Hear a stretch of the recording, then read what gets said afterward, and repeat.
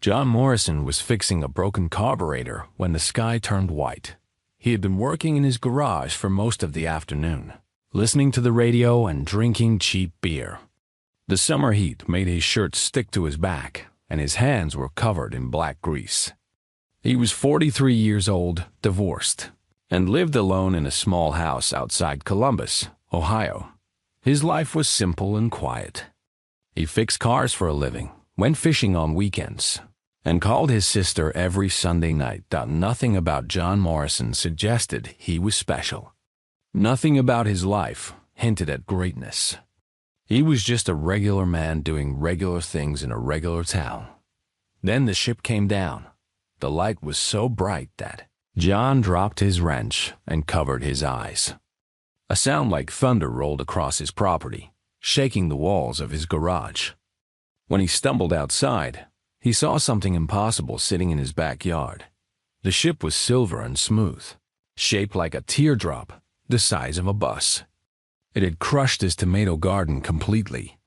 Steam rose from the ground around it, and the grass had turned black in a perfect circle. John stood there with his mouth open. His mind tried to make sense of what he was seeing, but it kept failing. Ships did not fall from the sky. Aliens did not exist. This was not happening. A door opened in the side of the ship. Light poured out, and a figure stepped through. The alien was tall, maybe 7 feet, with pale blue skin that seemed to glow faintly. It had 2 arms and 2 legs like a human, but the arms bent in too many places. Its face was narrow, with large dark eyes and no visible nose. It wore something like a robe made of material that shifted colors as it moved. The creature looked at John.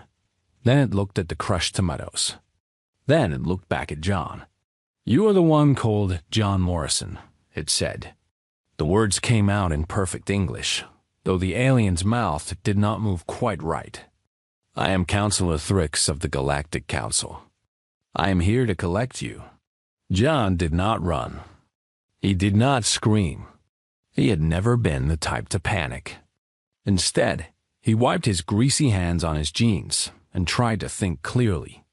"Collect me for what?" he asked. Thrix tilted its head in a way that might have been confusion. "You do not know? Your species has been discovered. The Galactic Council has taken notice of Earth. As is required by law, one member of your kind must stand before the Tribunal of Worth. The selection was random. You were chosen." John looked at the alien. He looked at the ship. He looked at his ruined tomatoes. "I think you made a mistake," he said. "I fix cars. I am nobody important. If you need someone to represent Earth, you should talk to the president or something." Thrix made a sound that might have been a sigh. "The selection cannot be changed.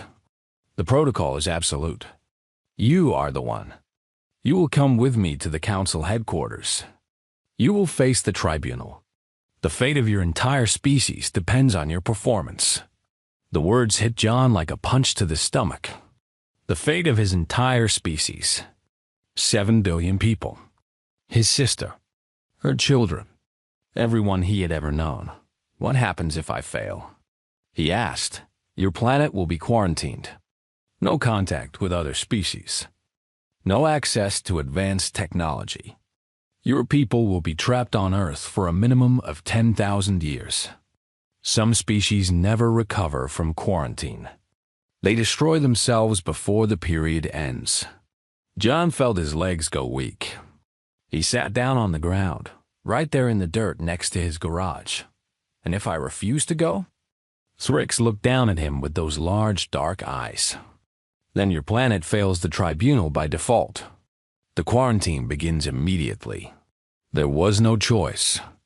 There had never been a choice. John understood that now. Whatever was happening, whatever this tribunal was, he had to face it. Not because he was brave. Not because he was special. But because there was no one else. He thought about his sister. Her name was Linda, and she lived in Cleveland with her husband and 2 kids. The kids called John their favorite uncle, even though he was their only uncle. He had promised to take them fishing next month. He thought about his friends at the bar, about old Pete who told the same stories every Friday night, about young Sammy who was saving up to go to college. He thought about the whole world going about its business, completely unaware that everything was about to change.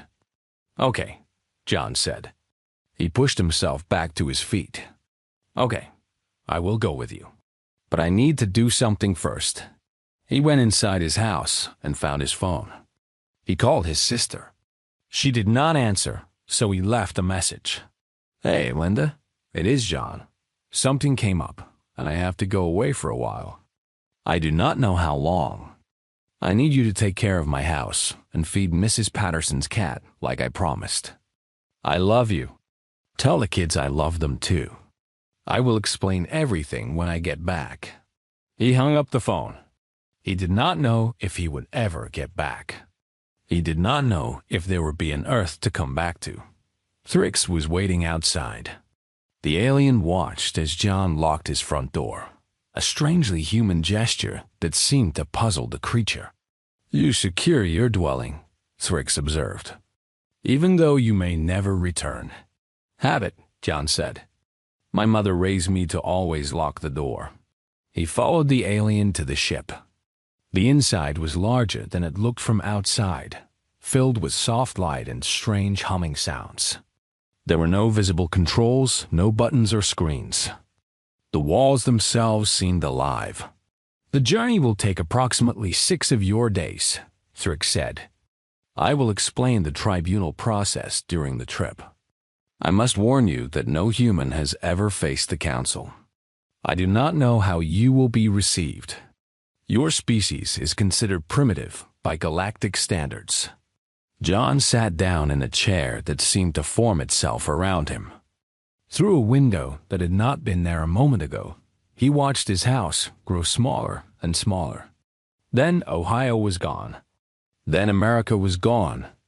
Then Earth itself was just a blue marble floating in the darkness. He was really doing this. A mechanic from Ohio was going to represent all of humanity before an alien council.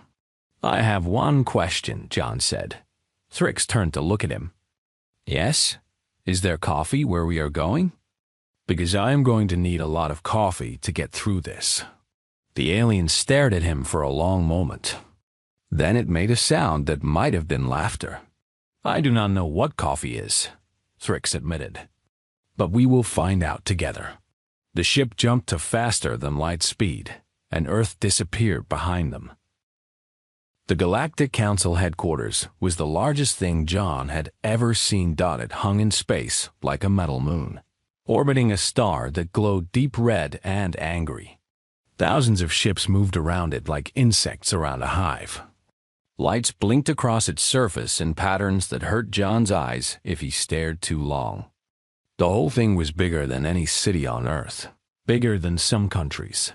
Thrix explained that the station had been built over 50,000 years ago by the founding species of the Council. It served as neutral ground for all the races of the galaxy. More than 400 different species had representatives here, and countless more sent visitors and traders. John pressed his face against the window like a child. He could not help it.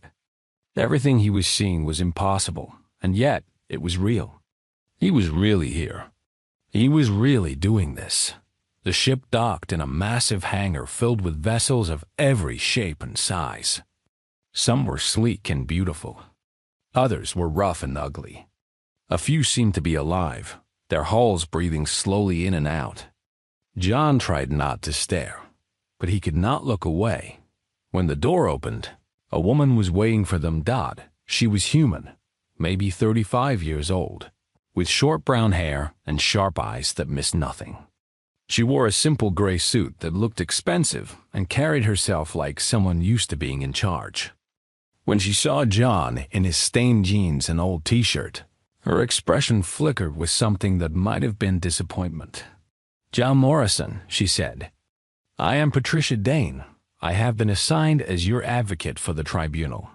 John shook her hand. Her grip was firm and professional. "You are human," he said. I did not know there were other humans out here. There are 6 of us on the station, Patricia said. We were selected by the council to serve as observers and liaisons. We have been here for about a year, ever since the Volari discovered Earth. She started walking, and John followed. I need to prepare you for what is coming. We do not have much time. They moved through corridors that seemed to stretch forever. John saw aliens everywhere he looked. Some walked on 2 legs like him. Others crawled or floated or moved in ways he could not understand. A creature made entirely of light drifted past them, leaving a warm feeling on John's skin. A group of beings that looked like walking trees nodded at Patricia as they passed. The Tribunal of Worth has 3 tests, Patricia explained as they walked. Every new species must face them. The tests are designed to measure whether a civilization is ready to join the galactic community. What kind of tests? The first is a test of wisdom.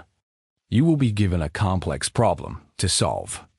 The problem has no perfect answer, but the council will judge how you approach it. They want to see how humans think. John nodded slowly. And the second? A test of strength. Physical combat against a champion from one of the warrior species. This is where most primitive species fail. The council believes that a species must be able to defend itself to deserve respect. John thought about his own body. He was not weak, but he was not a fighter either. The last time he had been in a fight was 20 years ago, outside a bar in Cincinnati. He had lost badly. The third test? He asked. Patricia stopped walking. She turned to face him, and her expression was serious. The test of character. I cannot tell you what it involves. The details are secret. But I can tell you that it is the most important test of all. Species that pass the first 2 tests often fail the third. Something about it breaks them. John felt cold, despite the warm air of the station. That sounds bad. It is. The council has administered the tribunal for 12,000 years. In all that time, only about half of the species that faced it were accepted into the galactic community. The rest were quarantined or worse. Worse? Patricia did not answer. She started walking again.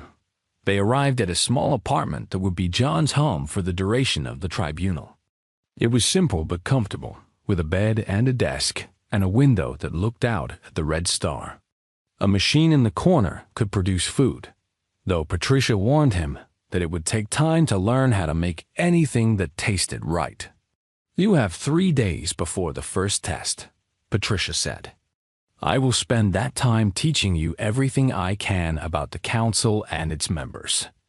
You need to understand who you are dealing with. John sat on the bed. It was softer than anything he had ever felt. Can I ask you something? Of course. Why me? Out of all the people on Earth, why did the selection pick me? There are scientists and leaders and soldiers. People who actually know things. Why pick a mechanic from Ohio? Patricia sat down across from him. For the first time, her professional mask slipped a little, and John saw something like sympathy in her eyes. The selection is truly random, she said. The council believes that the worth of a species should be judged by its average members, not its best. They think that heroes and geniuses can hide the true nature of a civilization. They want to see what an ordinary person will do. That is a strange way to judge billions of people. Maybe, but it is the way things are done. The council has ruled the galaxy for longer than humans have had writing. They do not change their methods easily. John lay back on the bed and stared at the ceiling. It was smooth and white, completely different from the water-stained ceiling of his bedroom back home. I am going to fail, he said quietly. I do not know anything about wisdom or politics or whatever they want. I am going to fail, and the whole world is going to pay for it. Patricia was quiet for a moment. Then she stood up and walked to the door. Maybe, she said. Or maybe the council has never met anyone like you before. They have seen philosophers and warriors and kings. They have seen the best that other species have to offer. But they have never seen an ordinary human. She paused at the door. Get some rest, John Morrison. Tomorrow we start preparing for the impossible. She left, and John was alone.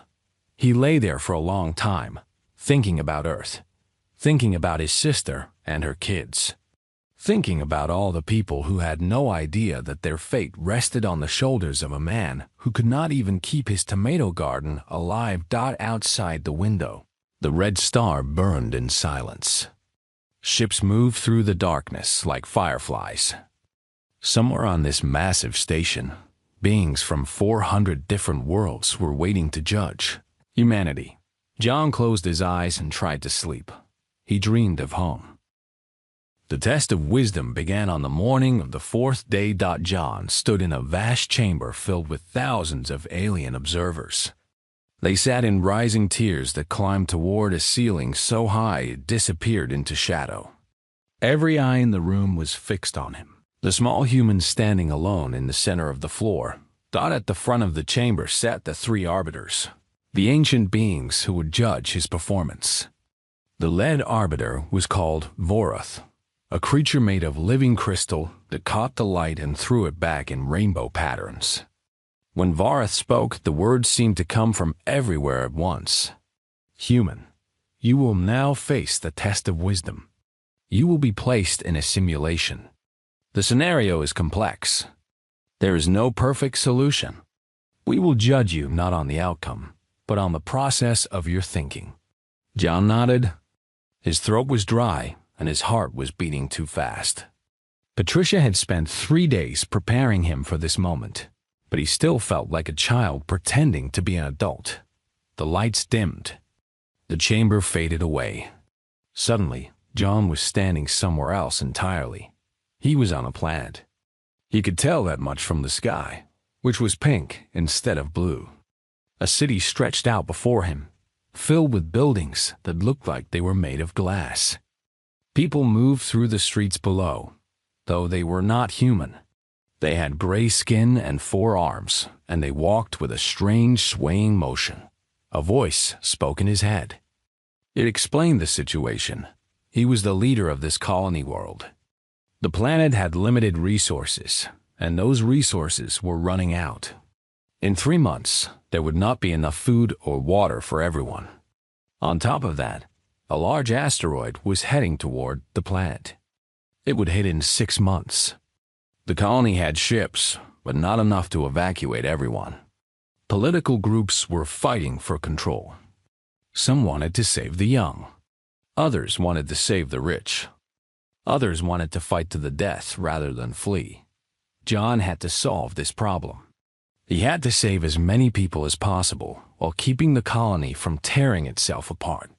The previous species to face this test had been represented by their greatest philosopher, a being who had spent 800 years studying governance and ethics. That philosopher had failed. The simulation had ended in civil war and mass death. John did not know any philosophy.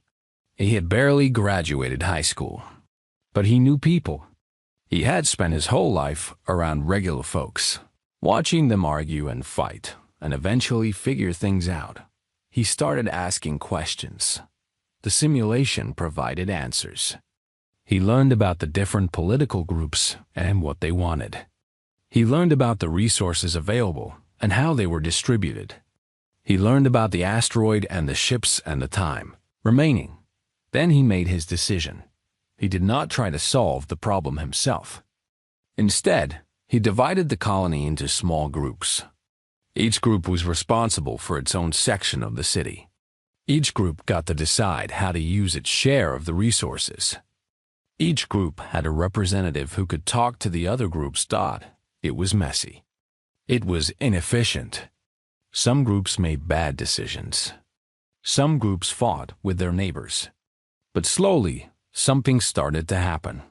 People began working together, not because John ordered them to, but because they could see what was happening in the groups around them. The groups that cooperated did better.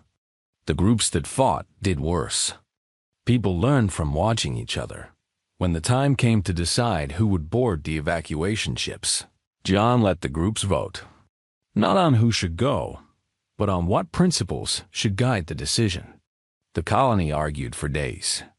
It was loud and angry and painful. But in the end, they reached an agreement. Families with young children would go first. Essential workers would go second. Everyone else would draw lots for the remaining seats, thought it was not perfect. Many people died when the asteroid hit, but more survived than in any previous simulation. And more importantly, the colony did not destroy itself. The people who evacuated built a new home on another world. They named it after the old planet and kept its memory alive. The simulation ended. John was back in the chamber, surrounded by thousands of watching aliens. Vorath spoke. The human has completed the test of wisdom. The arbiters conferred among themselves. Their voices were too quiet for John to hear, but he could see the light flickering in Vorath's crystal body. The discussion went on for what felt like hours. Finally, Vorath turned back to face him. Your solution was not elegant, the arbiter said. It lacked a sophistication we have come to expect from advanced civilizations. You relied on chaos and trusted beings to make their own choices, even when those choices were flawed. John said nothing. His heart was sinking. And yet, Vorath continued, more lives were saved than in any previous administration of this scenario. Your approach was primitive, but it was effective. The human passes the test of wisdom. The chamber erupted in noise. Some aliens cheered. Others made sounds of surprise or confusion. John heard his name repeated in dozens of languages he did not understand. Patricia met him outside the chamber. She was smiling for the first time since he had met her. You did it, she said. I do not know how, but you did it. John shook his head. I just did what made sense. People are people, right? Even when they have gray skin and 4 arms. They want to live. They want their kids to live. If you give them a chance to figure things out together, they usually find a way. The Council has never seen anyone approach the test like that. They always try to control everything, to find the perfect solution. You just let people be people. Like I said, I do not know any other way. The test of strength came 2 days later. John's opponent was a Kreth champion named Varax. The Kreth were a warrior species, bred for combat over 10,000 years of continuous warfare. Vorax stood 9 feet tall and weighed more than 500 pounds. Natural armor plating covered his body like scales of stone. His arms were as thick as John's entire body. The fight lasted 11 seconds. John managed to dodge the first swing. He even landed a punch that did absolutely nothing. Then Varax caught him with a backhand strike that sent him flying across the arena. He hit the ground, felt something crack in his chest, and the world went dark. He woke up in a medical bay. Patricia was there, along with 2 other humans he had not met before. One was a tall man with gray hair named Gary Webb, a physicist. The other was a young woman named Marie Santos, a linguist. How bad? John asked. His voice came out as a croak. 4 broken ribs, Patricia said. Fractured skull. Internal bleeding. The medical technology here is advanced, so you will recover fully. But it will take a few days. John closed his eyes. So I failed. You failed the test of strength. Yes. That means everything comes down to the last test. The one you would not tell me about. Patricia nodded. Gary and Marie exchanged looks. What? John asked. What are you not telling me? Marie spoke for the first time. Her voice was gentle. In 12,000 years, John, no species has ever passed the test of character. Not one. They all fail it. Every single one. John stared at her. Then how does anyone get accepted into the council? They passed the first 2 tests, Gary said. The test of character is meant to be impossible.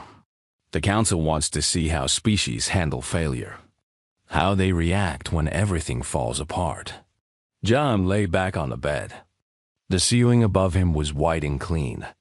Nothing like the water-stained ceiling back home. Then I guess we will find out, he said. I have been failing at things my whole life. One more will not make much difference. He closed his eyes and waited for his body to heal. The final test was coming, and everything depended on what happened next.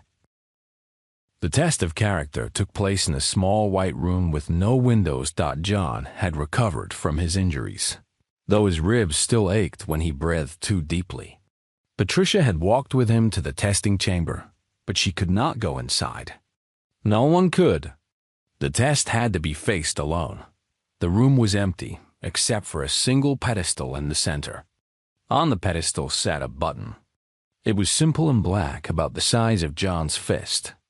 Nothing else. No instructions. No screens. Just the button. Barth's voice filled the room, though the arbiter was nowhere to be seen. Human, you have reached the final test. The test of character. Listen carefully, for I will explain this only once. John stood in front of the pedestal and waited. Before you is a button. If you press it, a signal will be sent across the galaxy. That signal will cause a catastrophic event on a randomly selected inhabited world. The event will appear natural. A supervolcano, a plague, a solar flare. The species living on that world will never know what really happened. Approximately 4 billion intelligent beings will die. John felt his stomach drop. In exchange for pressing the button, your species will immediately pass the Tribunal of Worth. Earth will receive full membership in the Galactic Council. Your people will gain access to technologies beyond your imagination. Disease, hunger, poverty, all of these will become memories. Humanity will flourish among the stars. The words hung in the air. John stared at the button. No one will ever know what you did, Barth continued. The dying species will believe their fate was natural. Your own people will celebrate you as the hero who brought them to the stars. History will remember you as the man who saved humanity. John's hands were shaking. He forced himself to breathe slowly. You have 1 hour to make your decision. If you press the button, humanity is saved. If you do not press the button, you will have failed 2 of the 3 tests. Your planet will be quarantined. Your species will be trapped on Earth for 10,000 years. Perhaps forever. The voice faded. John was alone with the button dot. He thought about Earth. He thought about 7 billion people going about their lives, completely unaware that everything depended on what happened in this small white room. He thought about his sister Linda and her kids. He thought about his friends at the bar. He thought about the old couple who lived next door to him, who always brought him pie at Christmas. He thought about what they could become. Humanity among the stars. An end to suffering. An end to disease. An end to the stupid, pointless wars that had plagued their history. All it would cost was 4 billion lives. John walked closer to the button. His hand reached out. 4 billion people he would never meet. 4 billion people on some distant world he had never heard of. They were strangers. They meant nothing to him. They were just numbers. But they were not just numbers. They were people. They had families. They had friends. They had sisters who called them on Sunday nights and kids who called them uncle. They had dreams and fears and hopes. They laughed. They cried. They loved. Just like humans. John pulled his hand back. He thought about what Patricia had told him. No species had ever passed this test. In 12,000 years, every single representative had pressed the button. Every single one had chosen their own kind over strangers. He understood why. The choice seemed obvious. 4 billion lives against the entire future of your species. The math was simple. The morality was clear. Press the button. Save your people. Let the strangers die. But something about that logic felt wrong to John. Something deep in his gut rebelled against it. He was not a philosopher. He was not a leader. He was just a mechanic from Ohio who fixed cars and went fishing on weekends.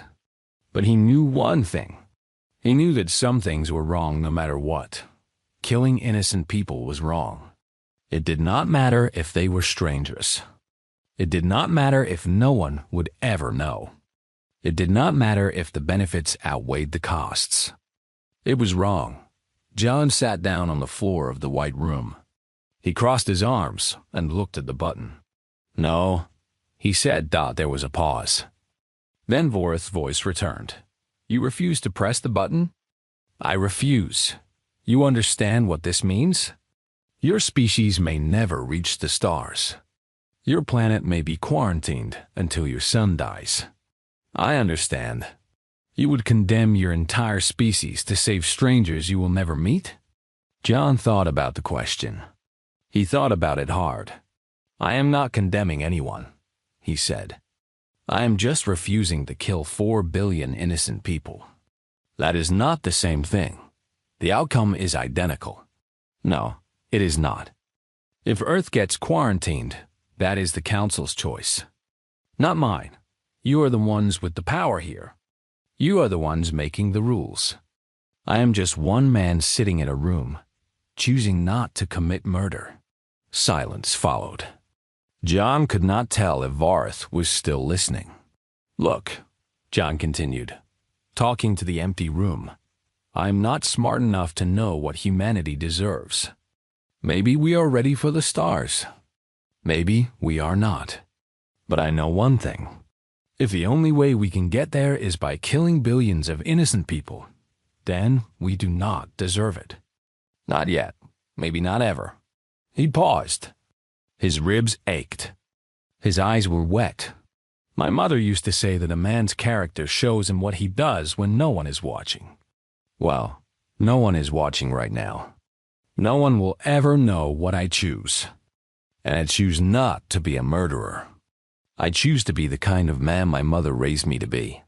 He looked at the button one last time. So you can take your test and shove it. I am not pressing that button. Not today. Not ever. John sat there in the white room for the rest of the hour. He did not move. He did not speak. He just waited. When the hour ended, the door opened. Patricia was standing outside. Her face was pale, and her eyes were wide. John, she said, what did you do? I did not press it. You did not press the button? No. Patricia stared at him like he had grown a second head. John, no one has ever refused before. In 12,000 years. No one. John pushed himself to his feet. His body was tired, and his heart was heavy. I guess I am the first, he said. He walked out of the white room and did not look back. The button sat on its pedestal, untouched. The arbiters took 9 days to make their decision. 9 days of waiting. 9 days of silence. The entire station seemed to hold its breath. Word of what John had done spread through every corridor and chamber. The human who refused the button. The primitive who said no. John spent most of that time in his small apartment, staring out the window at the red star. Patricia visited him every day. So did Gary and Marie. They brought food and company, but mostly they just sat with him in silence. There was nothing to say. Everything that mattered had already been said. On the third day, something strange started happening. Aliens began showing up at the human delegation's quarters. Not to threaten or complain, but to talk. To ask questions. A delegation from the Valari, the species who had discovered Earth, came first. They wanted to know why John had refused the button. They could not understand it. Their representative had pressed it 8,000 years ago. Every species pressed it. It was the rational choice. John tried to explain. He talked about right and wrong. He talked about the value of life. He talked about the kind of person he wanted to be. The Valari listened carefully. They did not agree with his reasoning, but they seemed fascinated by it. More species came. The Kreth sent a warrior who had watched John's defeat in the arena. The warrior said that John had shown courage in the fight, even though he had lost. But the courage he showed in the White Room was something greater. The warrior did not have a word for it in his language. Stopped by the 6th day, delegations from 40 different species had visited the humans. Some came out of curiosity. Some came out of respect. A few came because they were angry and wanted to argue. But all of them left with the same expression on their faces: confusion, wonder, something that might have been hope. Patricia watched all of this with growing amazement. They have never seen anything like you, she told John on the 7th day. The council has existed for 50,000 years. In all that time, no one has ever questioned the test. No one has ever refused. You have done something unprecedented. John shrugged. I just did what seemed right. That is exactly what they cannot understand. For most species, right and wrong are matters of calculation. They weigh costs and benefits. They look at outcomes. You did not do that. You drew a line and refused to cross it, even when crossing it would have saved your entire species. Is that so strange? Patricia thought about it. Maybe not to us, but to them, it is like meeting a creature from another dimension. They literally cannot comprehend how your mind works. The Valari returned on the 8th day. This time, they brought a formal petition. They wanted to sponsor humanity's membership in the Galactic Council, regardless of how the tribunal ended. If the Arbiters decided to quarantine Earth, the Valari would argue against it. Before the day was over, 3 more species had signed the petition. Then 12. Then 40. By the time the Arbiters emerged from their deliberation on the 9th day, more than half the Council had declared support for humanity. The chamber was even more crowded than before. Every species wanted to witness what happened next. John stood in the center of the floor, just as he had for the test of wisdom. Patricia stood nearby, along with Gary and Marie and the other humans. Behind them, a growing crowd of aliens had positioned themselves as close to the humans as protocol allowed. Vorth spoke first. In 12,000 years of administering the Tribunal of Worth, we have seen representatives from hundreds of species face the test of character.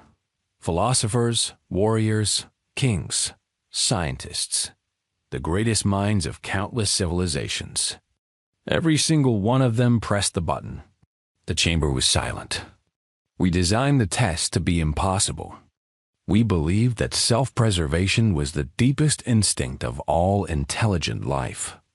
We assumed that every being, when faced with an impossible choice, would choose their own kind over strangers. This assumption has been the foundation of council law for millennia. Vorth's crystalline form shifted and sparkled. Today, a mechanic from a primitive world has proven us wrong. John felt the weight of thousands of eyes on him. He did not know what to say, so he said nothing. We asked ourselves a question during our deliberation. What does it mean when a being refuses to commit evil, even when that evil would save everything they love? What does it tell us about the nature of that being and their species? The other 2 arbiters moved closer. Their forms were different from Vorth's. One seemed to be made of living shadow. The other was a swirling cloud of golden light. Together, the 3 ancient beings formed a half-circle around John. We have reached a decision. The human John Morrison has passed the test of character. Not by the standards we designed, but by standards we had forgotten existed. He has reminded us of something important. Something we lost long ago in our pursuit of order and control. Vorth turned to address the entire chamber. The Galactic Council hereby grants humanity full membership with all rights and privileges thereof. Earth will have access to advanced technology. Human ships will be welcome in council space. The quarantine protocols are revoked. The chamber erupted. 400 species rose to their feet, making sounds that ranged from cheers to songs to vibrations that John could feel in his bones. The noise was overwhelming. Patricia grabbed John's arm. She was crying. "You did it," she said. "You actually did it." Gary and Marie crowded close. Other humans appeared from the crowd. A physicist, a linguist, an astronaut. People John had never met, all of them hugging him and shaking his hand. John felt dizzy. The moment did not feel real. Through the chaos, he saw the Kreth champion pushing through the crowd. Varax stopped in front of John and looked down at him with those alien eyes. "You lost our fight in 11 seconds, Varax said. "The shortest defeat I have ever inflicted." John nodded. "Yeah, not my best moment. But in that white room, you fought for an hour and never wavered. You faced an enemy that has defeated every warrior I have ever known. And you won." Varax placed a massive armored hand on John's shoulder. "You are the strangest being I have ever met, John Morrison. I am honored to know you." The champion turned and walked away, disappearing into the crowd. That night, there was a celebration. Humans and aliens danced together in the great hall of the council station. Music played that mixed sounds from 100 different worlds. John found himself surrounded by beings who wanted to meet him, to talk to him, to understand him. He slipped away, eventually. He found a quiet corridor with a window that looked out at the stars. He stood there alone, thinking about everything that had happened. Patricia found him there. "You should be at the party," she said. "You are the guest of honor." "I know. I just needed a minute." She stood beside him and looked out at the stars. "What are you thinking about?" John smiled. "My tomatoes. That alien ship crushed my entire garden when it landed. I worked hard on those tomatoes." Patricia laughed.